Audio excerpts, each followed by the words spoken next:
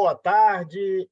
Em continuidade à programação do curso de formação continuada sobre precatórios na Justiça do Trabalho, via webconferência, convidamos Sua Excelência, o senhor juiz Rafael Gustavo Palumbo, juiz auxiliar da Corregedoria Geral da Justiça do Trabalho, para sua conferência sobre o tema Destaques do Pagamento dos Precatórios na Justiça do Trabalho.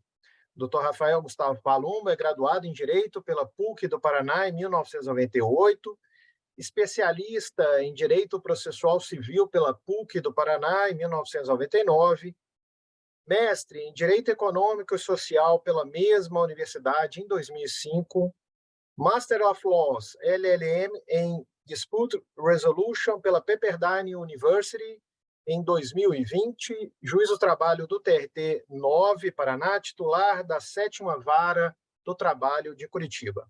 Atualmente é juiz auxiliar da Corregedoria Geral da Justiça do Trabalho. Dr. Palumbo, uma ótima aula, um bom curso a todas e a todos, lembrando dos registros de frequência e depois do encerramento do curso, a avaliação de aprendizagem válida para as magistradas e magistrados. Muito obrigado pela participação. Tenha uma boa aula. Obrigado, doutor Platão. Boa tarde a todos. Eu inicio agradecendo a Enamate, da pessoa do ministro Aloísio, pela oportunidade de conversar, estar aqui hoje, dividir os conhecimentos que ele próprio me encarregou de obter ao tempo em que tive a honra de auxiliá-lo como seu juiz auxiliar na Corregedoria Geral. Eu igualmente agradeço ao ministro Caputo, o atual Corregedor-Geral, e também um grande incentivador dessa difusão de conhecimento sobre um viés prático, a partir das suas constatações nas mais recentes correições ordinárias, como uma forma de implantar uma contínua melhoria dos serviços na nossa Justiça do Trabalho. Ao amigo Platão, pelo trato sempre muito afável e eficiente em todos os momentos, especialmente nos ajustes sobre esse evento, também empenho o meu agradecimento. Aos colegas do grupo de precatórios que acompanham a Corregedoria desde sua formação, a todos que nos assistem, colegas, senhoras e senhores. Compreender melhor os mecanismos postos à nossa disposição tem justamente a finalidade de otimizar o procedimento e tirar dele maior efetividade. Hoje, a nossa proposta é falar acerca do pagamento de precatórios nos regimes comum e especial, de forma voluntária e regular, e também dos desdobramentos em caso de inadimplência pelo devedor, como a gente vai analisar na sequência. Alguns desses assuntos, eu asseguro aos senhores que, em razão de tratativas com a doutora Gláucia ainda no curso da semana, nós deixamos algumas particularidades mais específicas do cotidiano para que ela aborde na fala dela na sequência. Então, eventualmente, se eu passar alguma coisa aqui, pode ser esquecimento, os senhores me alertem, a gente pode debater qualquer questão, mas, em princípio, a doutora Gláucia abordará aquilo que eu não falarei a respeito dos pagamentos e precatórios, certo? Então, é bom que se destaque que a questão que hoje nós vamos analisar impacta diretamente na efetividade da execução. E, por isso, naturalmente, é sempre objeto de inspeção pela Corregedoria Geral quando da correição ordinária nos tribunais.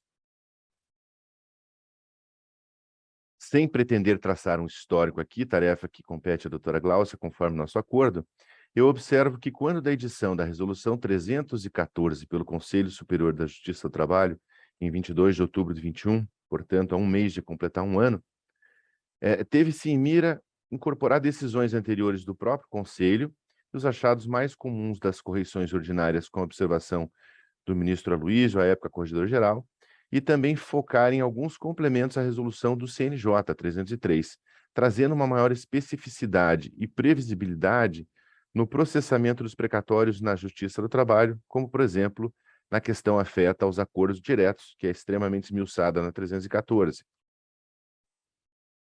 De todo modo, é possível dizer que quando a matéria é tratada na resolução 314 do CSJT, ela o é de maneira mais específica à Justiça do Trabalho do que na resolução do CNJ. Dessa maneira, é seguro a gente concluir que a resolução 314 também não é exauriente em relação a toda a temática de precatórios e RPVs, e nos temas não contemplados é necessário voltar-se à resolução do CNJ, falando isso de modo amplo, inclusive na questão relativa aos pagamentos dos precatórios e das RPVs. Tá? Apenas por uma questão de contextualização, de uma prática que foi muito difundida no passado pelos tribunais regionais, nos tribunais regionais do trabalho, eu chamo a atenção para a redação da já não vigente Instrução Normativa número 32 de 2007 do próprio TST. Ela dispunha, no artigo 13, que incumbirá ao juiz da execução comunicar ao presidente do tribunal ou ao juízo auxiliar de conciliação de precatórios, no prazo de 5 dias, a efetivação do pagamento ao credor. Atualmente, na Resolução 303 do CNJ, no artigo 31, é disposto que, realizado o aporte de recursos, o presidente do tribunal disponibilizará o valor necessário ao pagamento do precatório em conta bancária individualizada junto à instituição financeira. Essa linha foi reproduzida, e a doutora Gláucia deve esmiuçar isso, e só para, de largada, a gente verificar o contraponto, nos artigos 24, 50 e 55 da resolução do CSJT, está claríssimo hoje de que compete ao presidente do tribunal adotar as providências para que as ordens de pagamento eletrônicas e os alvarás emitidos no sistema CIF ou SISCON-DJ nos pagamentos dos precatórios sejam efetivados mediante transferência para a conta do beneficiário.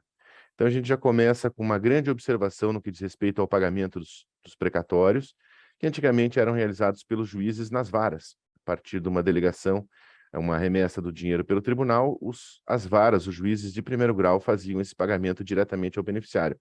Lógica que está hoje completamente deixada de lado e invertida. Quem faz o pagamento hoje são as presidências dos tribunais regionais do trabalho. Naturalmente, isso tem sido muito ouvido durante as correições ordinárias, que isso acarretou e acarreta uma sobrecarga de trabalho, ou acresce uma carga de trabalho significativa para os setores de precatório. É compreensível. Todavia, ao examinar o histórico disso, a doutora Gláucia deve deixar claro que nem sempre é uma opção da Justiça do Trabalho seguir essa linha. Essa questão veio tratada de uma outra maneira, como coloquei na Resolução 303 do CNJ. E tecida essa primeira consideração, para a gente fazer essa separação inicial, que é de extrema importância, é uma quebra de lógica no sistema, a gente passa a uma análise pontual de aspectos da resolução do CSJT no que diz respeito ao caminho a ser observado desde quando o TRT recebe valores, seja do devedor diretamente, no caso do regime comum, ou do TJ, no caso do regime especial, iniciando pela previsão acerca das responsabilidades do próprio presidente do tribunal. No artigo 15, letra G, é especificado que compete ao presidente do tribunal processar e pagar o precatório, observadas as regras específicas desta resolução e da resolução CNJ 303. Da mesma maneira, é uma disposição replicada do artigo 3º, inciso 5º da própria resolução 303. Né? Abre-se um parênteses aqui, porque quando se fala das responsabilidades do presidente do tribunal, há duas previsões na norma que versam sobre a delegação facultativa dessas atribuições e o compartilhamento obrigatório delas. Tá? A primeira previsão, constante do artigo 6º da Resolução 314, é no sentido de permitir que as atribuições do presidente sejam objeto de afetação por norma regimental ou por delegação, no caso de comum acordo, sempre a um outro desembargador do tribunal que integre a administração dele. Tá? Com relação ao compartilhamento obrigatório dessas atribuições do presidente, é importante observar que é uma incorporação que a Resolução 314 do CSJT fez, da recomendação número 39 de 2012 do próprio CNJ. O artigo 1º dessa recomendação dizia que fica recomendado aos tribunais, quanto à gestão dos precatórios, a designação de um juiz auxiliar da presidência, especialmente convocado para auxiliar na condução dos processos relacionados aos precatórios e requisições de pequeno valor. Logo, prevê que o presidente ou o desembargador que faça as vezes de gestor de precatório deverá indicar um juiz auxiliar e a ele delegar certas atribuições, dentre as quais o próprio pagamento dos precatórios. Nesse sentido, o artigo 59 da Resolução 314, no parágrafo 1º, prevê uma espécie de cláusula para o foro em geral do juiz auxiliar, que, pela simples designação para auxiliar na condução dos processos relacionados aos precatórios e RPVs, ele pode controlar a listagem de ordem cronológica, acompanhar as contas bancárias à disposição da presidência do tribunal, celebrar convênios e atuar perante o juízo auxiliar de conciliação de precatórios, sem prejuízo de que tais competências possam ser reduzidas ou majoradas conforme esse ato de nomeação, de designação do juiz auxiliar. Por isso que se diz que é uma espécie de cláusula para o foro em geral, né? Silente a portaria ou o ato que designa um juiz auxiliar de precatórios, ele tem esses poderes referidos no artigo 59, parágrafo 1º da resolução 314 do CSJT. Tá? A única competência que é exclusiva da presidência do tribunal, eu aproveito para fazer um parênteses aqui, ou do próprio desembargador, que ele fizer às vezes, né? Diz respeito a decidir quanto ao pedido de sequestro formulado pelo credor. Essa é uma previsão expressa do artigo 59, parágrafo 2º da resolução 314 do Conselho Superior da Justiça do Trabalho. De resto, essas atribuições do presidente, inclusive de pagamento, podem sim ser delegadas ao juiz auxiliar dos precatórios. Fechando os parênteses, avançando, a gente tem aqui que a resolução, ela disciplina, quanto aos pagamentos de precatórios, que no regime comum, os valores destinados aos pagamentos decorrentes de precatórios deverão ser depositados pelo devedor em instituição bancária oficial, em conta remunerada e aberta pelo Tribunal Regional do Trabalho, à disposição dele, de maneira individualizada por entidade devedora, e que, realizado esse aporte de recursos na forma antes referida, ou disponibilizados os valores para o pagamento dos precatórios federais pelo CSJT, o presidente do tribunal deverá adotar providências para que as ordens de pagamento eletrônicas, os alvarás emitidos no CIF ou no SISCONDJ, os pagamentos dos precatórios sejam efetivados mediante a transferência para a conta do beneficiário. Então, reforçando, esse pagamento, ele não mais deve ser realizado pelos juízes de vara. Ele deve efetivamente ser realizado pela presidência do tribunal. E dentro da lógica de precatórios, que não é o objeto que nós vamos esmiuçar aqui hoje, mas só para contextualizar, efetivamente, os devedores de precatórios, entes e entidades públicas, devem fazer esse pagamento ao tribunal, que é o grande gestor em questão de precatórios. Não é raro, na verdade, é até de certa maneira comum, que se encontrem situações em que municípios de menor porte, com assessorias talvez mais desatualizadas, realizem o pagamento dos precatórios diretamente nos autos, vinculado aos autos do processo no primeiro grau. Né? E aqui, né, nessa situação, eu aproveito já desde logo para chamar a atenção que não compete ao juízo de primeiro grau realizar a liberação desses valores, autorizar o pagamento diretamente ao beneficiário, porque quem faz o controle da lista cronológica dos precatórios, de quem autoriza e realiza o pagamento, é efetivamente o presidente do tribunal. Então, nessa situação, de que se porventura houver uma realização de pagamento diretamente no juízo de primeiro grau, a vara, o juiz, deve se encarregar de fazer essa remessa, essa transferência de valores ao tribunal e essa informação para que o tribunal, para que a presidência do tribunal, então, possa observar se esse pagamento respeita ou não a ordem cronológica e determinar o pagamento disso a quem de direito. Porque, efetivamente, como trata a norma, existe uma conta para cada ente, para cada entidade devedora, onde ali devem ser feitos os aportes pelo devedor. A partir dessa conta individualizada por ente, é que o tribunal, observando a lista cronológica, realiza os pagamentos diretamente na conta do beneficiário. Tá? Então, aqui, esse procedimento de liberação dos valores diretamente pela presidência, é importante que a gente frise, que é uma aplicação direta da decisão do Conselho Superior da Justiça do Trabalho, tomada no PP 2451, referida nos considerandos da própria Resolução 314, né, que acabou sendo incorporada em totum para dentro da própria resolução. Tá? É interessante anotar que, mesmo após essa decisão do Conselho, em agosto de 2021, e da edição da Resolução 314 pelo CSJT, né, no dia 22 de outubro de 2021, o CNJ, no dia 28 de outubro de 2021, incluiu um inciso 3º ao artigo 31 da Resolução 303, para fazer dela constar expressamente que o pagamento será realizado por meio de transferência bancária eletrônica para a conta pessoal do destinatário.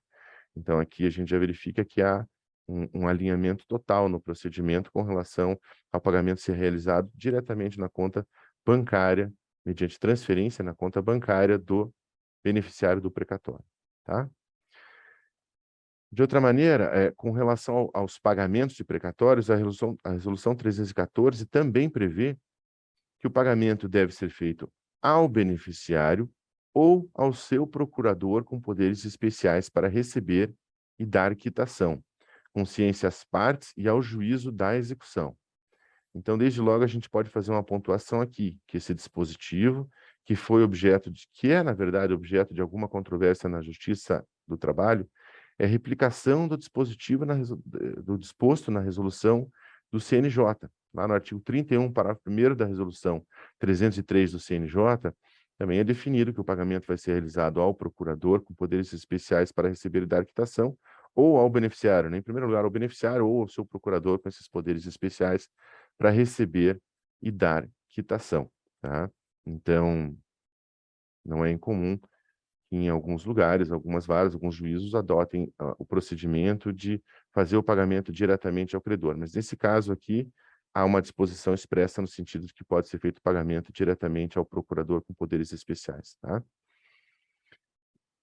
O prazo previsto para o pagamento dos precatórios não é novidade, porque ele já foi previsto numa decisão do ministro Corregedor Nacional de Justiça, num expediente que tramitou no CNJ, o PP 4240, que estabeleceu para o pagamento dos precatórios, uma vez disponibilizados valores pelos entes e entidades, e no máximo 60 dias a contar da data em que não haja nenhum impedimento para a realização do pagamento, conforme o requerimento que foi formulado à época pelo Conselho Federal da OAB.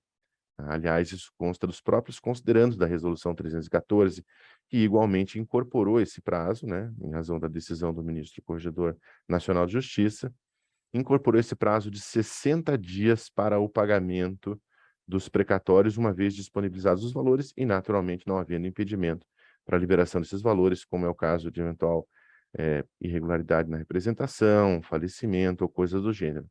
Desde que haja dinheiro e não haja impedimento para o pagamento, 60 dias é o prazo máximo para que ocorra essa liberação de valores. E aproveito para passar para os senhores que o CNJ tem fiscalizado isso. Na verdade, sempre que demandado, o CNJ indaga ao tribunal se tem observado esse prazo e, no caso de não haver observância desse limite, há um redirecionamento, digamos assim, né, a uma decisão do CNJ, instando o tribunal a que observe esse prazo de 60 dias. Tá? O que nós temos de regras que merecem ser vistas e cuidadas quando a gente fala do pagamento de precatórios em geral, tá? O especial respeito à cronologia. Os pagamentos devem sempre observar a cronologia. O seu desrespeito é tão grave que autoriza até mesmo o sequestro das verbas públicas, né? E pode levar, inclusive, os pagadores a responderem por improbidade administrativa, né? Então, o respeito da ordem cronológica é um dos nortes mais importantes no que diz respeito ao pagamento de precatórios. A quem compete formalizar essa lista de cronologia? A presidência do tribunal. Ela é formada de que maneira? A partir do recebimento do ofício precatório, expedido pelos juízes de primeiro grau, à presidência do tribunal. Feito dessa maneira, a lista é feita observando esse momento do recebimento desse ofício precatório no tribunal. Então, não há como você justificar um eventual atrapalho na formação dessa lista de ordem cronológica, porque a regra é bastante clara a esse respeito, tá? Essa regra, evidentemente, consta do caput do artigo 100 da Constituição Federal, e nas palavras do ministro Celso de Mello, no julgado do Supremo, na ADI 4425, ele diz que o regime constitucional de execução por quantia certa contra o poder público, qualquer que seja a natureza do crédito exequendo, impõe a necessária extração de precatório, que tem por finalidade assegurar a igualdade entre os credores e proclamar a inafastabilidade do dever estatal de solver os débitos judicialmente reconhecidos, impedir favorecimentos pessoais indevidos e frustrar tratamentos discriminatórios, evitando injustas perseguições ditadas por razões de caráter político-administrativo. Tá? Então, a formação dessa lista de cronologia observa sempre o momento do recebimento no tribunal, independentemente do regime, se comum ou especial. Tá? O respeito à cronologia se dá por exercício financeiro, isso é, primeiro se pagam todos os precatórios do exercício financeiro de 2020 para só depois pagar 2021. E dentro do mesmo exercício pagam-se primeiro os créditos preferenciais alimentares, né? No caso de doença, idosos e pessoas com deficiência, e depois os comuns, quando se fala aqui do regime comum. A exceção diz respeito à parcela superpreferencial, porque no regime especial ela não fica limitada ao ano, quando se trata, e aqui eu enfatizo, de regime especial. Sem aprofundar a questão, ante a fala da colega Gláucia, mas suponhamos um ente devedor que esteja pagando o precatório de 2015, é possível o pagamento de parcela superpreferencial relativo ao ano de 2022, antes dos precatórios preferenciais ou comuns que o precedem.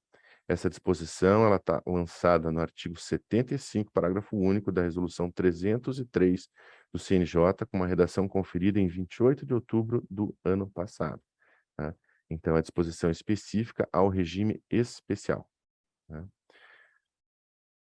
Outra regra, outro mantra, né, da questão dos precatórios. A formação da listagem de ordem cronológica, bem como a gestão e o pagamento dos precatórios devidos pelos entes e entidades submetidos ao regime comum, é de competência da presidência do Tribunal Regional do Trabalho. Notem que isso é enfatizado e reenfatizado em diversos momentos, consta de todos os dispositivos regulatórios da matéria. E também que a elaboração dessa lista de ordem cronológica do regime especial compete ao Tribunal de Justiça e conterá todos os precatórios devidos pela administração direta e pelas entidades da administração indireta ao devedor, abrangendo as requisições originárias da jurisdição estadual, trabalhista, federal e militar, conforme regra do artigo 43 da Resolução 314. Né? Considerando o pagamento na conta do beneficiário, mediante transferência eletrônica, a Resolução 314 do CSJT cuidou de exigir que o juízo da execução, ao expedir o ofício precatório ao tribunal, faça constar desse ofício os dados bancários dos beneficiários, de maneira que o tribunal, quando recebeu os aportes financeiros, tenha condições de fazer os pagamentos, sem que com isso haja necessidade de uma troca maior de informações entre o tribunal, no que diz respeito aos precatórios, e as varas de primeiro grau. Porque essa é uma comunicação que é aparentemente simples, mas multiplicada por milhares de precatórios, dificulta muito a rotina do trâmite dos precatórios nos tribunais, que, sinceramente, já tem uma carga bastante grande com relação aos trabalhos relacionados a isso. Tá? Igualmente, e isso é muito importante, antes do pagamento, deve-se tomar um cuidado adicional para não se realizar o pagamento aos falecidos. Os precatórios, não raro, demoram muito para ser saudados, de modo que o artigo 18 da Resolução CSJT prevê que antes do pagamento do precatório ou da parcela superpreferencial, deve-se aferir a regularidade da situação cadastral do beneficiário na Receita Federal ou no Sistema Nacional de Informações de Registro Civil, o SIRC, certificando-se nos autos, tá? E autorizando em qualquer caso, se houver, a liberação do valor correspondente à penhora, à cessão e aos honorários sucumbenciais e contratuais, tá? No caso do falecimento do beneficiário, a sucessão processual compete ao juiz da execução. Não vou entrar por menores aqui também, para não adentrar a fala da colega Gláucia. Tá? Outra questão que também merece realce diz respeito ao pagamento parcial. Ainda que o devedor deva pagar o débito em sua integralidade, existem situações onde os repasses de valores não são integrais. Tá? Nesse caso, o pagamento parcial está também autorizado pela Resolução 314, né? Então, os setores de precatório que trabalham ali, aliados à presidência do regional, devem se atentar que não há necessidade de se aguardar o aporte financeiro que cubra todo o valor do precatório para só então liberar esse pagamento. Vindo uma fração do pagamento que já permita pagar ao beneficiário, essa liberação deve acontecer. Na forma do artigo 19, essa previsão consta do artigo 19 da Resolução 314 do Conselho Superior de Justiça do Trabalho. Tá? Vamos adentrar agora a uns pormenores no que diz respeito aos pagamentos no regime especial dos precatórios.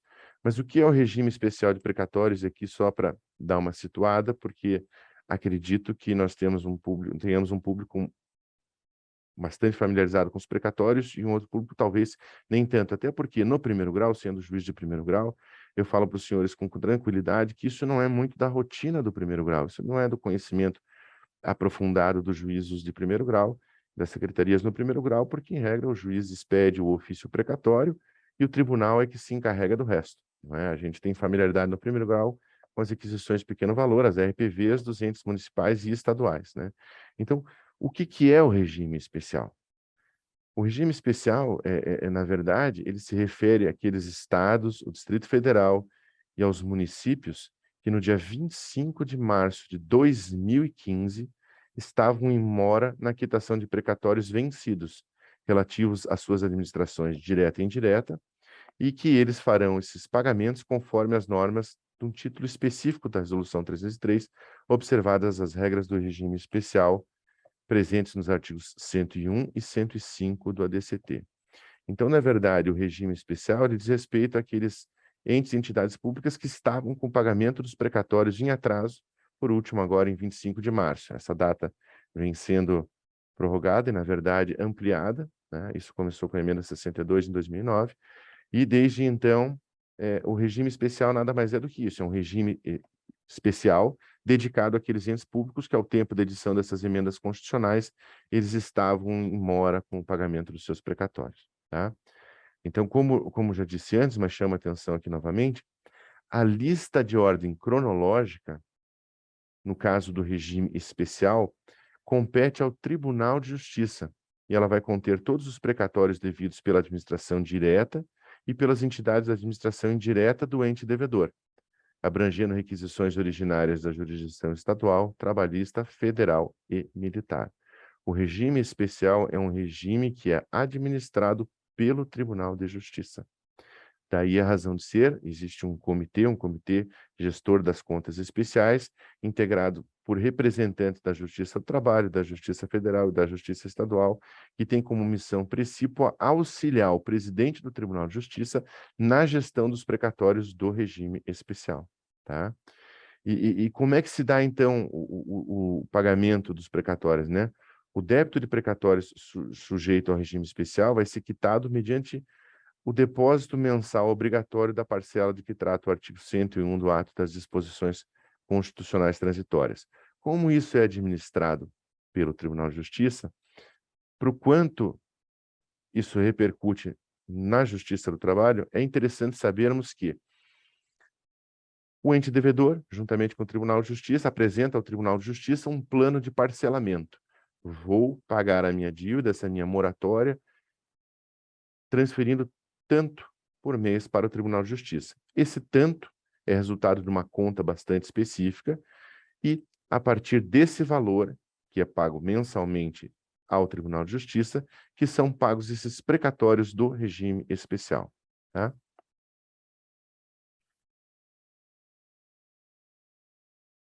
Esse regime especial, e aqui talvez abrindo um novo parênteses, só aproveitando o ensejo, para dizer que ele não é um regime facultativo. Ele é um regime absolutamente obrigatório, a que se sujeitam todos os entes que, em março de 2015, estavam em débito com os seus precatórios. Dessa maneira, como ele é um regime absolutamente administrado pelo Tribunal de Justiça, nós, da Justiça do Trabalho, não podemos ter uma interface com o ente devedor. Se já houve no passado, em alguns momentos isso apareceu, de haver pagamentos realizados pelos entes devedores do regime especial submetidos, sujeitos ao regime especial, diretamente à Justiça do Trabalho, isso não pode haver. Tá? Esse regime é estritamente administrado pelo Tribunal de Justiça. E esse regime pode acabar? Esse regime tem prazo para acabar em 2029, mas ele pode acabar antes? Sim, ele pode acabar antes. Se o ente conseguir saldar todos os seus débitos de precatórios antes disso, é declarada a extinção do regime especial e esse ente volta para o regime comum do pagamento de precatórios. Sinceramente, senhores, isso não é algo muito comum, mas é só uma observação para saber que aquele ente que estava em débito lá em 2015, no saldamento dos precatórios, pode sair sim do regime especial. Ele retorna ao regime comum. Se ele já foi em algum momento do regime especial, nada impede que ele, quitando todos os precatórios, adentre novamente no regime especial. Tá? Tratando especificamente quanto aos precatórios do regime especial, o que diz a resolução do CSJT com relação ao pagamento deles? A previsão é no sentido de que ao pagamento deles são aplicadas as mesmas regras do pagamento ao beneficiário do regime comum, né? Existem algumas particularidades? Sim, existem algumas particularidades. A diferença no regime especial é justamente que os valores não são repassados diretamente pelos devedores para a Justiça do Trabalho, mas sim pelo Tribunal de Justiça, que recebe esses valores dos devedores, já que ele é o gestor do regime especial. De resto, a partir do repasse pelo Tribunal de Justiça à Justiça do Trabalho, os valores devem ser depositados aqui, em instituição bancária oficial, em conta remunerada e aberta pelo Tribunal Regional do Trabalho, à disposição dele, de maneira individualizada por ente devedor, exatamente como é no regime comum. Um outro diferencial do regime especial é que o ente devedor pode optar pelo acordo direto. No regime especial, há uma previsão específica para a celebração de acordo direto. E para os entes que fizerem essa opção pelo acordo direto, é uma opção que depende de previsão legislativa, então o ente não pode chegar e propor um acordo da maneira que ele bem entender, isso tem que haver uma previsão legislativa, depois um decreto autorizando a realização desses acordos, né? Mas para esses entes que fizerem essa opção legislativa, deverão ser abertas duas contas, em vez de uma, né? Sendo que a conta número 1, chamemos assim, a resolução chama ela dessa forma, essa conta número 1 é relativa aos valores relacionados aos pagamentos por ordem cronológica. E a conta número 2, ela é relativa aos valores destinados aos pagamentos decorrentes de acordos diretos. Então, se o ente tiver uma previsão legislativa para a celebração de acordos diretos com seus credores, o tribunal abre duas contas, ele pode depositar até 50% do valor recebido para efeitos de acordo direto, o órgão, o devedor, pode usar 50% desse valor para propor acordos aos seus credores. Existe todo um itinerário para isso, extremamente detalhado na Resolução 314, mas só para compreensão, essa separação das contas se dá dessa maneira. E esse valor, se não for usado até o limite de 1 ano para fazer o acordo com os credores, se eles não quiserem, ou se o valor sobrejar, esse valor deve ser, então, transportado para a conta especificamente que trata do pagamento dos precatórios na ordem cronológica ao final de 1 ano, certo? Por fim, no regime especial, o prazo de pagamento, no caso do acordo direto, essa situação de acordo que mencionei aqui en passant para os senhores, é de 30 dias a contar da homologação do acordo. Se houver um acordo, né? Se houver a separação de listas entre os tribunais de justiça e do trabalho, quando, então, o Tribunal Regional do Trabalho já terá os valores a seu dispor e, no caso da listagem a ser unificada, a contar da transferência do valor do TJ. É uma situação bastante específica que mereceria toda uma aula para tratar dessa possibilidade de unificação ou separação das listas, mas os senhores que trabalham nos setores precatórios já conhecem bem, né? Há tribunais de justiça, que juntamente com a Justiça Federal e a Justiça do Trabalho, optam por separar as listas. Então, tem uma lista dos precatórios do regime especial da Justiça do Trabalho, federal, estadual, militar, e há outros tribunais em que há uma lista única.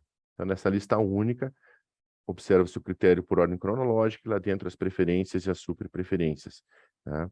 E isso foi evidentemente uma conquista histórica da Justiça do Trabalho, de conseguir essa manutenção da separação das listas, algo que para quem trabalha com precatórios é possível enxergar a grande importância disso, porque os credores tendem a receber o seu crédito muito antes do que nas listas unificadas, salvo naqueles casos daqueles entes públicos que estão relativamente em dia com os seus pagamentos dos precatórios do regime especial. Mas há exceções, há situações específicas em que precatórios do regime especial, em caso de lista unificada, levam aí 20 anos para ser pagos. É uma situação bastante calamitosa e um grande ganho para a Justiça do Trabalho, então, poder haver a separação de listas entre o Tribunal de Justiça, a Justiça Federal, Militar e a Justiça do Trabalho, naturalmente, quando então cada um recebe uma fração daqueles valores repassados pelo ente devedor mensalmente, e com essa fração ele consegue pagar os seus precatórios, tá?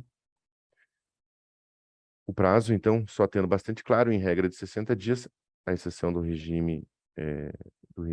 caso do acordo direto no regime especial, quando então o prazo para liberação desse valor para o beneficiário é de 30 dias, tá? Em suma, senhores, em ambos os regimes, o regime comum e o regime especial, e também no caso das próprias RPVs, né, as requisições de pequeno valor que são processadas no tribunal, que em regra são as da União, mas também há casos de entes estaduais e municipais que firmam esses convênios com o tribunal para fazer o pagamento de RPVs lá, há uma grande quebra de paradigma, tá? Porquanto a Instrução Normativa 32 de 2007 do TST previa que o pagamento seria realizado pelo juízo da execução, que então comunicaria ao presidente do tribunal a efetivação do depósito em até 5 dias.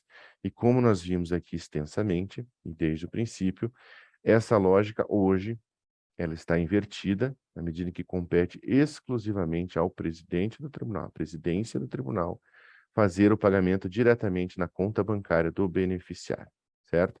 E todo esse regime se concentra na presidência, que é quem administra as contas, onde os devedores fazem os pagamentos, e dali a presidência do tribunal, observando todas as regras que incidem sobre o pagamento, em especial o dogma da cronologia, é de fato um dogma em matéria de precatórios, o respeito à cronologia.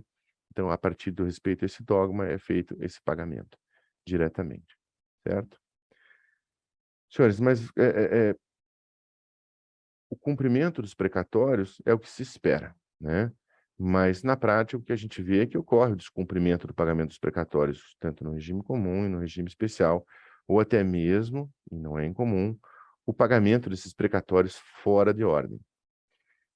E daqui por diante, a gente avança um pouquinho mais, tendo em vista que essa é uma realidade que diz respeito ao pagamento dos precatórios. Então, para a gente não se ater exclusivamente a essa questão do pagamento, como é que se dá a forma e o tempo desses pagamentos, o que fazer para efetivamente realizar os pagamentos, satisfazer o crédito dos credores, né, dos beneficiários de precatórios, que tem uma situação diferenciada se a gente parar para pensar em relação aos credores trabalhistas, os credores de particulares na Justiça do Trabalho, né? Porque, em princípio, se imagina que o ente público não quebra. Então, a expectativa é de que receba, mas há necessidade de ação, porque senão o recebimento do valor pelo beneficiário pode levar anos e anos e anos.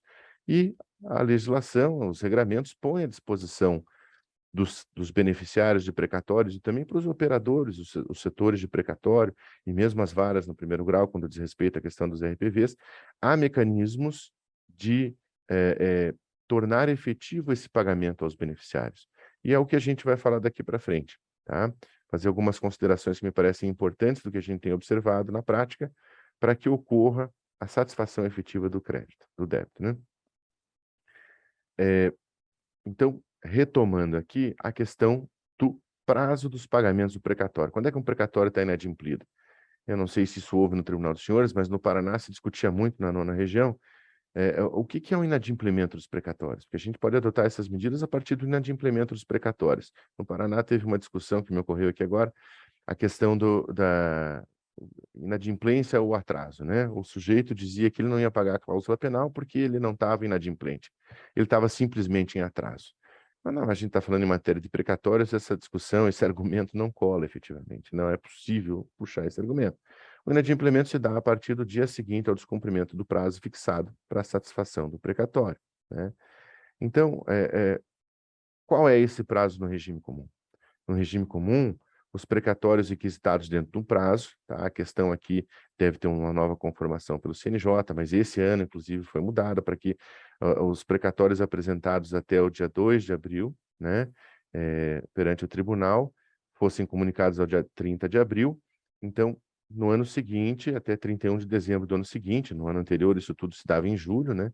Então, aqueles precatórios inscritos no ano passado, no prazo então vigente, devem ser pagos até 31 de dezembro desse ano.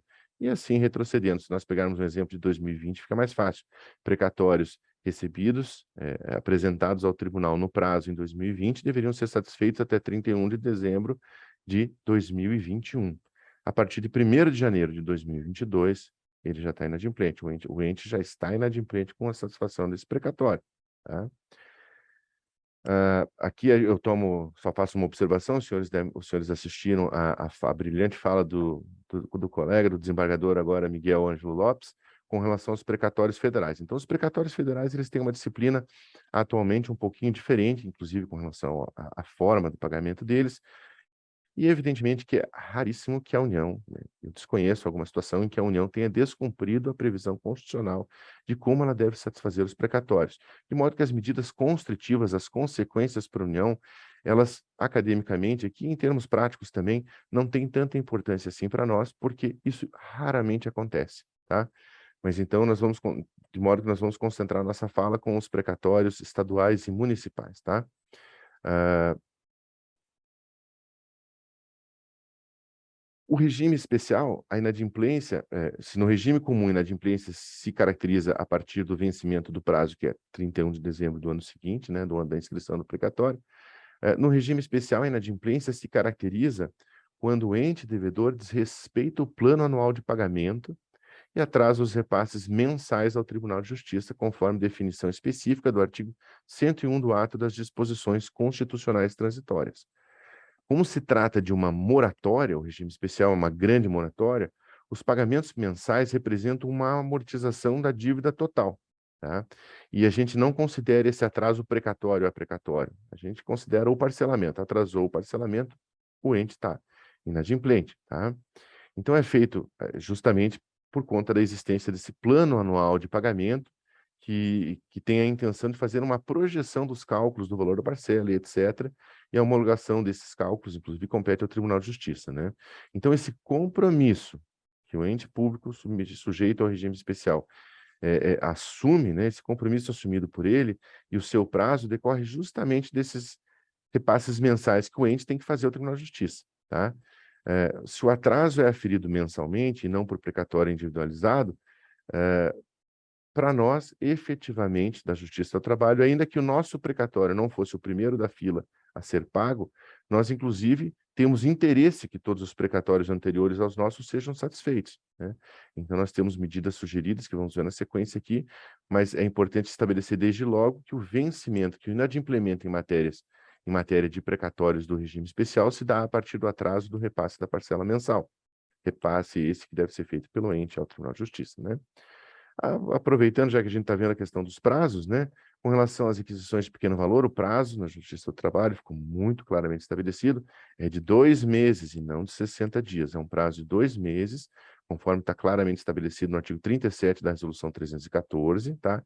Que remete ao artigo 535, parágrafo 3º, inciso 2º do Código de Processo Civil, tá?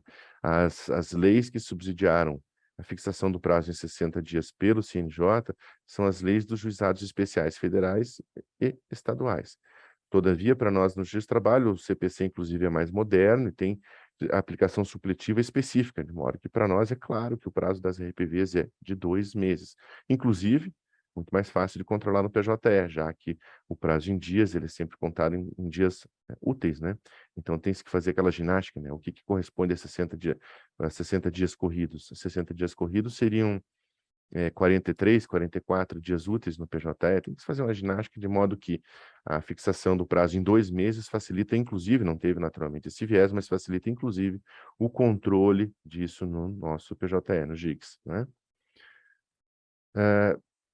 Se o regular processamento, o pagamento dos precatórios é a regra, quando desrespeitado, o tribunal tem que se voltar, então, às possibilidades disponíveis para ele solucionar esse atraso. E quais são?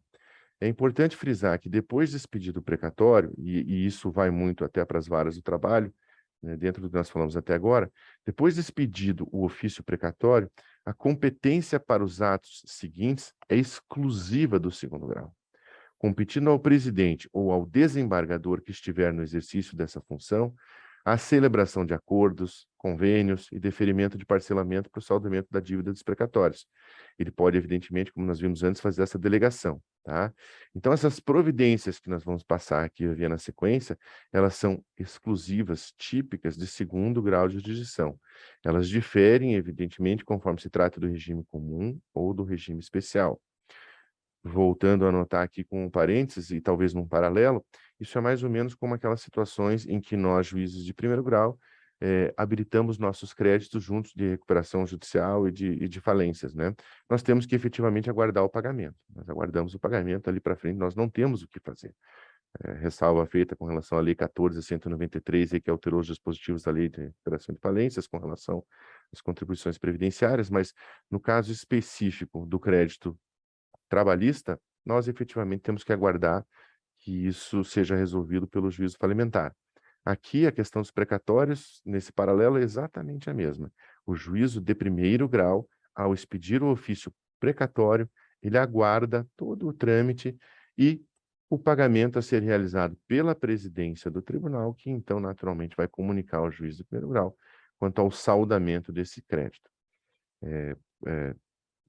Não muito dentro do objeto aqui, mas até para os senhores entenderem que uma das regras que os senhores viram hoje pela manhã com a Maria de Lourdes é com relação à autuação dos precatórios no PJE de segundo grau. Essa autuação dos precatórios no PJE de segundo grau tem esse viés de facilitar que no caso de uma condenação subsidiária, por exemplo, de um ente público em que ele tenha sido condenado subsidiariamente por 50% do valor da dívida, isso permite que seja expedido um precatório para esses 50% e que o processo continue ali no primeiro grau, sendo impulsionado, né, para a cobrança dos 50% remanescentes. Tá? Então, esses precatórios são autônomos, porque esse é um exemplo bastante simples, mas todos devem conhecer aqueles casos em que há reclamatórias plurimas, com inúmeros substituídos. Se o processo tivesse que ficar seguindo esse curso, que até pouco tempo nós utilizávamos, de remessa dos autos do PJE para o posto avançado, para que o tribunal pudesse chegar no meio do caminho ali no posto avançado, e a partir dali fazer os lançamentos dos precatórios, do ofício requisitório e tudo mais, isso inviabilizaria. Então, essa questão dos precatórios autônomos, né, já definida na resolução 303 do CNJ, e antes dela na 125, 115, 110, 115, 125, me perdoem, agora a cabeça me deixou na mão, mas, enfim, essa previsão da expedição de precatórios autônomos, ela é respeitada, e a autuação nos autos do PJE de segundo grau tem esse viés de facilitar a tramitação autônoma no segundo grau sem qualquer prejuízo ao segundo grau e também ao primeiro grau, né? Então, quais são as providências a serem tomadas pela segunda instância, pela presidência, no caso do regime especial, né? Reforçando aqui que no regime especial são da competência exclusiva dos tribunais de justiça as medidas constritivas na hipótese de não liberação tempestiva dos recursos pelos entes públicos submetidos a esse regime especial de pagamento. Tá? Artigo 52 da Resolução 314. Tá? Todavia, a resolução e o conceito de cooperação judiciária, foi o norte, prevê que, constatado atraso no repasse das parcelas pelo ente devedor submetido ao regime especial perante o Tribunal de Justiça, poderá o Tribunal Regional do Trabalho, em regime de cooperação judiciária, solicitar a adoção das providências descritas no artigo 66 da Resolução 303 ao Tribunal de Justiça. Essas providências aqui referidas são todas relacionadas à responsabilização do administrador público e da própria quitação da dívida em aberto, não é? A inscrição nos cadastros ainda compete à Justiça do Trabalho também, mas quem pode, por exemplo, sequestrar a conta do administrador público é o Tribunal de Justiça. Do administrador, não, perdão, da administração pública, do ente devedor, né? Também é da competência do Tribunal de Justiça a inscrição do ente público inadimplente no CEDIMPREC, que é um cadastro de entidades devedoras inadimplentes e precatórios, mantido pelo CNJ. Ele havia sido incluído na redação original da Resolução 303, lá em dezembro de 2019, depois houve a revogação desse dispositivo, e esse dispositivo foi repristinado com a Resolução 431 em outubro de 2020. Tá? Então, vejam que essa inscrição dos devedores em cadastros negativos tem esse viés coercitivo, isso não é uma coisa própria da Justiça do Trabalho, mas existe até para o regime especial esse viés coercitivo para impulsionar, para compelir os devedores a saldar a sua dívida. Tá? Da parte da Justiça do Trabalho, mesmo a providência, da Justiça do Trabalho em si, a providência diz respeito à inscrição do ente inadimplente no BNDT, tá? Conforme uma previsão do artigo 45 da Resolução 314 do CSJT, que também estipula que os tribunais regionais do trabalho devem buscar obter, em regime de cooperação com os tribunais de justiça, meios próprios de controle dos aportes dos entes do regime especial, como forma de poder alimentar o BNDT. Porque o que é efetivamente a inadimplência, como vimos antes? O que é inadimplência no regime especial? A inadimplência no regime especial é o atraso no repasse do ente público devedor para o Tribunal de Justiça. Como que a Justiça do Trabalho, que não controla isso diretamente, vai saber o momento em que o ente devedor deixou de adimplir o repasse mensal ao Tribunal de Justiça? Para isso, a Justiça do Trabalho precisa, em cooperação judiciária, obter esses dados do Tribunal de Justiça. E se isso pode parecer dificultoso em alguns tantos tribunais, e realidade que é verdadeira, em alguns tantos tribunais, em outros a gente já teve notícia de que, inclusive, o Tribunal de Justiça fornece senha de acesso à conta bancária do Tribunal de Justiça para a emissão dos extratos, de modo a que o TRT possa acompanhar esses repasses realizados pelos entes devedores, né, ao Tribunal de Justiça. Dessa maneira, o TRT tem condições de fazer essa inclusão do ente do regime especial no PNDT. E com a inclusão vem uma grande responsabilidade também, que é a de exclusão, né? Então, esse controle, o acesso a esses dados é muito importante, porque confiar numa listagem eventualmente encaminhada pelo Tribunal de Justiça mensalmente, com todos os entes que tiveram repasse em atraso, é positivo para a inclusão. Todavia, se não houver uma comunicação contínua e independente, um acesso independente, talvez, do Tribunal Geral do Trabalho a esses dados, nós podemos ficar alijados desse conhecimento e manter inscrito no BNDT um ente público que não deveria estar lá, né? E, naturalmente, isso pode vir a causar uma responsabilização da União, certo? A inscrição no BNDT é obrigatória. A previsão de obrigatoriedade vem no artigo 60 da Resolução 314, e, além dela, também deve haver a inscrição do ente devedor, não só no BNDT, mas também no Sistema de Gestão de Convênios e Contratos de Repasse do Governo Federal, o SICONV, que é um outro sistema ou outro sistema que venha a substituí-lo, né? O que é o SICONV? O SICONV é a Rede Mais Brasil. É um cadastro onde ficam ali contemplados todos os entes que têm atrasos, né? É uma espécie de CEPROC dos entes públicos, né? E cuja inscrição de um ente público ali acarreta uma série de dificuldades ao ente público devedor. No regime comum, por exemplo, o ente fica alijado do recebimento do FPM, do Fundo de Participação Municipal. Então, o município que deixa de adimplir precatórios a tempo e modo, ele, inscrito no SICONV, e a importância da inscrição do SICONV reside aí, é que ele provavelmente vai procurar o Tribunal Regional do Trabalho para saldar a sua dívida, do contrário, ele fica sem recebimento das parcelas mensais do Fundo de Participação, não é? Então, isso é uma medida efetivamente colateral, mas que traz esse benefício indireto de a gente conseguir o recebimento dos créditos, né? E no regime comum, quais são as consequências quais são as providências que nós podemos adotar no caso do regime comum para fazer uma coerção aí para o devedor, então, saldar a sua dívida, né? A providência natural, essas providências, agora já se tratando de regime comum, elas são providências que competem ao TRT, não mais ao TJ. Regime comum é com o TRT, não ao primeiro grau, à presidência do TRT. A providência natural depois de vencido, a consequência natural depois de vencido um precatório do regime comum é o sequestro, tá? Então, a regulamentação desse sequestro consta dos artigos 27 e seguintes da Resolução 314, né? Por força do texto constitucional replicado na resolução, naturalmente, a gente tem que observar que o sequestro é uma faculdade do credor. E quem decide o sequestro é a presidência do tribunal. Por incrível que pareça, é absolutamente comum que os credores não requeiram o sequestro quando seus precatórios não são pagos a tempo e modo. Tá? Mas é um direito subjetivo que lhes compete e não pode ser uma providência adotada ex officio pela presidência do regional. Então, tem um rito todo estabelecido no artigo 28 da Resolução 314, né, para decisão.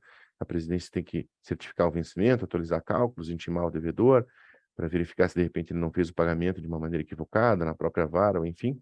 E dali para frente, ouvir o Ministério Público, né? Se houver o requerimento da parte, ouve-se o Ministério Público, no caso do sequestro, e então a própria presidência diretamente realiza o sequestro das contas do ente devedor, né? Do ente ou da entidade devedora.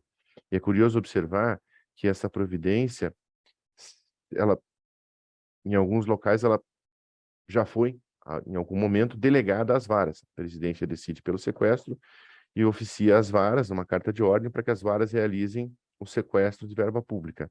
Ocorre que no artigo 28, parágrafo 4º da Resolução 314, está absolutamente especificado numa replicação da disposição do artigo 20, parágrafo 4º da Resolução 303 do CNJ, que quem realiza o cisbajude nesse caso é a própria presidência do Tribunal Regional do Trabalho. Tá?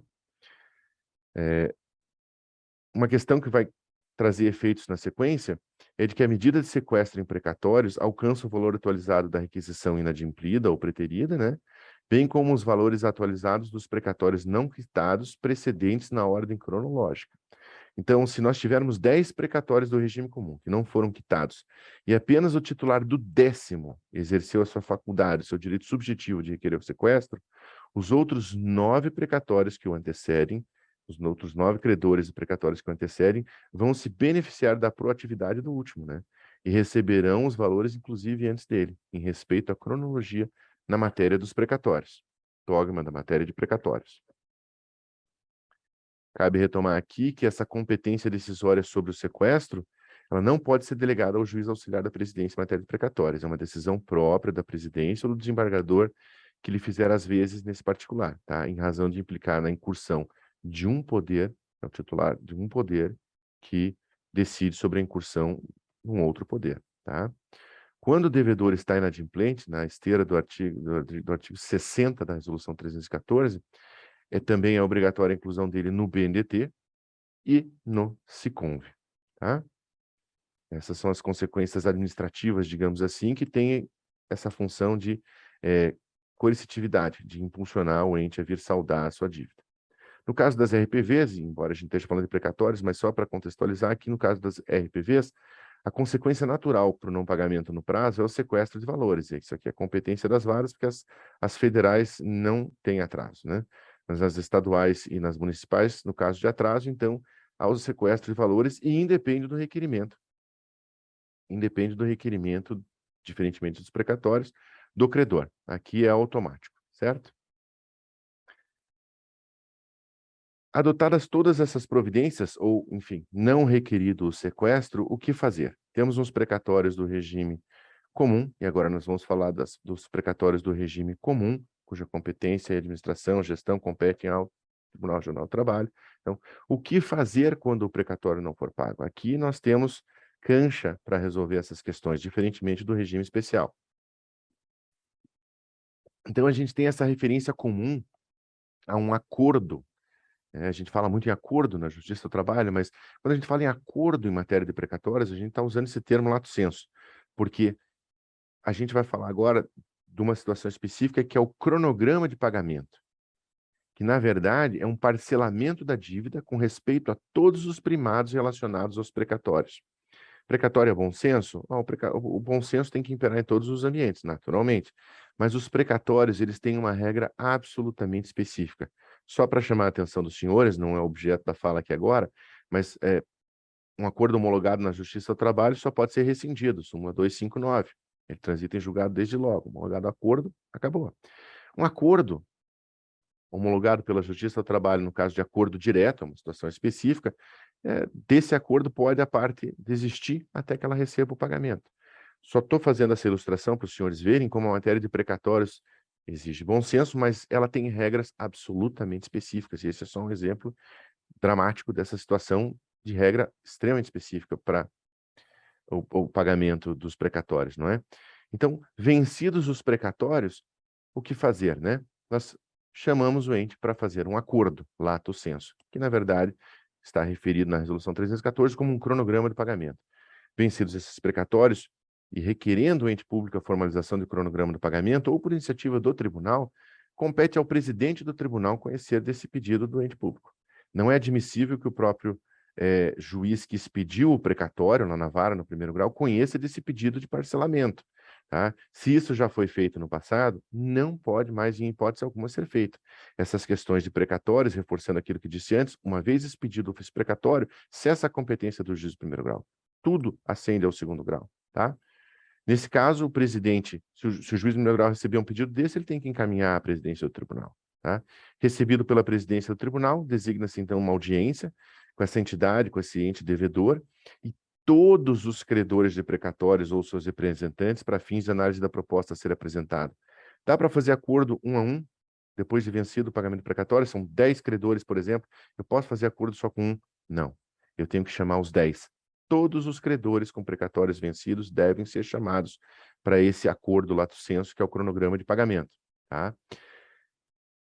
Essas particularidades todas estão referidas na resolução 314, né? De modo bastante detalhado, certo? Mas a homologação desse cronograma de pagamento pressupõe aceite de todos os credores. Por quê? Porque, como já visto quando a gente tratou do sequestro, né? Se o último credor, um precatório inadimplido, requerer o sequestro, todos os anteriores vão ser beneficiados, e, naturalmente, o tribunal perdeu tempo para fazer um cronograma de pagamento. Então, o tribunal resolve chamar dos 10 credores e precatórios vencidos só os 9 primeiros. Aí, investe esforços, acorda com os outros, com esses 9 presentes, e o 10º da fila resolve pedir o sequestro. Aí vem o sequestro, o que acontece? Tem que sequestrar a verba para pagar os 9 primeiros, e aquele cronograma de pagamento fica completamente prejudicado. Daí a razão de ser de que todos devam ser intimados, todos devam participar, tá?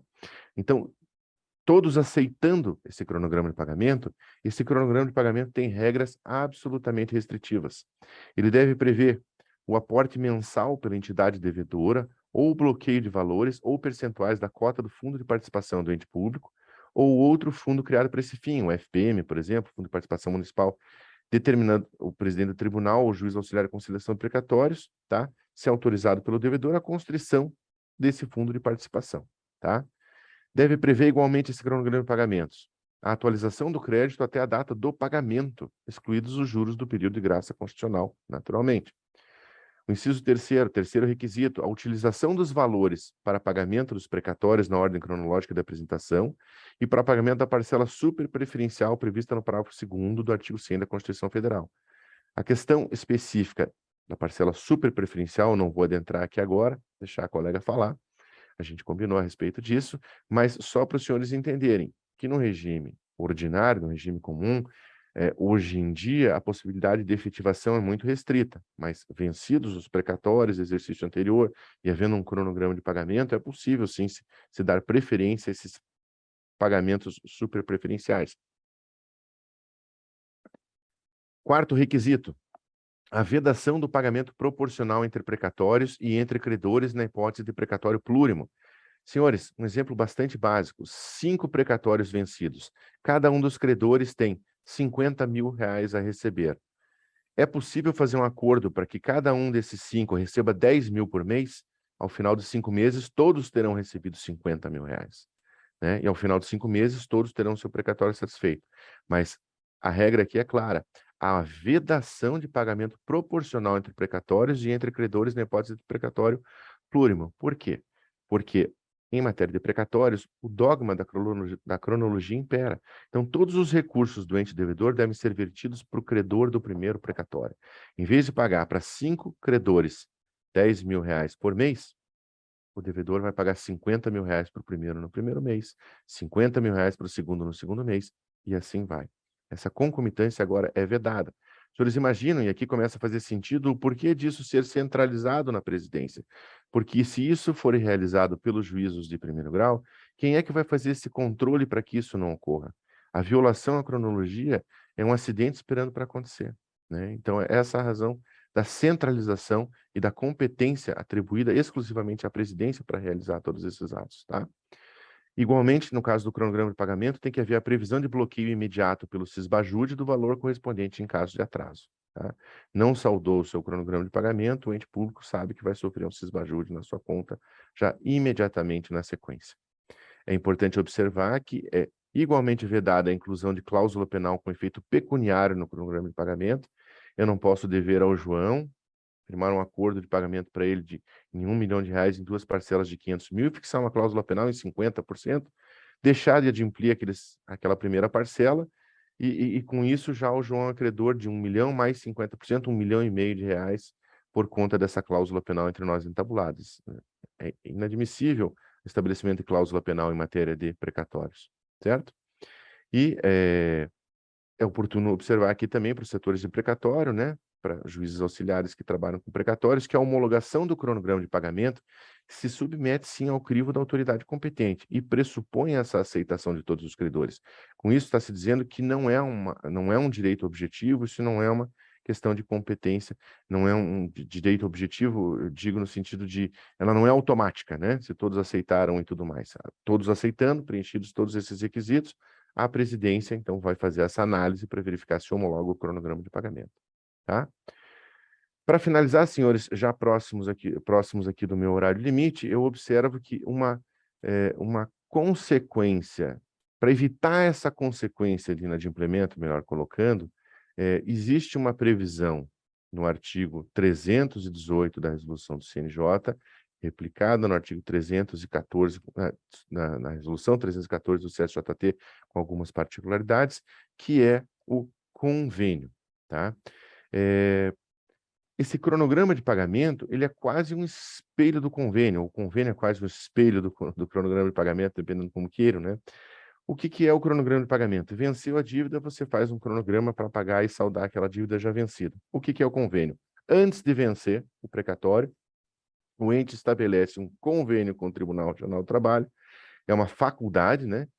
Que é conferida ao tribunal para celebrar esse ajuste com a entidade devedora, e no que resulta esse convênio?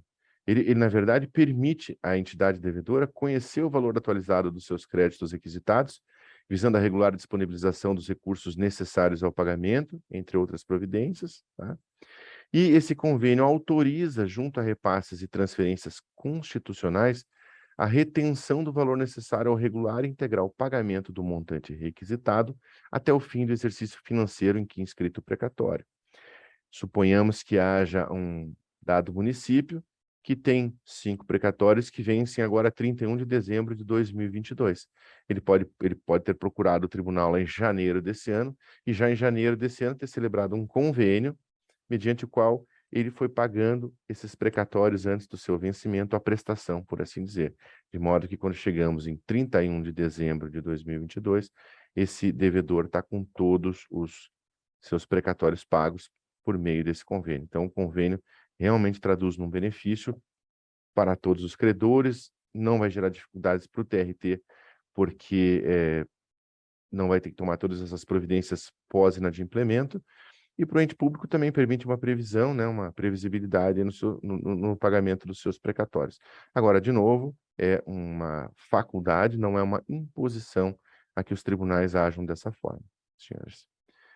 Então, com essas considerações aqui que giram no entorno do pagamento dos precatórios, é que eu encerro minha fala, agradeço aos senhores e fico sempre à disposição aqui para eventuais dúvidas que podem ser apresentadas. Eu imagino que, em razão do horário, se for o caso, eu posso respondê-las na sequência, senhores. Muito obrigado pela atenção de todos. O Rafael Palumbo, receba os nossos abraços, os nossos cumprimentos.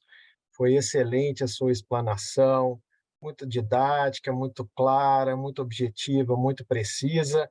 Ficamos felizes assim com a sua valiosa participação. Estamos no horário, o chat lá do YouTube está desativado, então, caso venha alguma pergunta depois, a gente repassa, aí o senhor pode esclarecer oportunamente. Vamos manter a nossa programação, vamos fazer um intervalo com retorno para as 15h30, e a juíza Gláucia Monteiro falará na oportunidade, então, sobre generalidades práticas nos precatórios. Muito obrigado, doutor Rafael Palumbo, bom retorno aí, estamos juntos, muito obrigado e até mais. Obrigado, Platão. Um forte abraço à ministra Luísa, um abraço a todos os colegas, boa tarde a todos.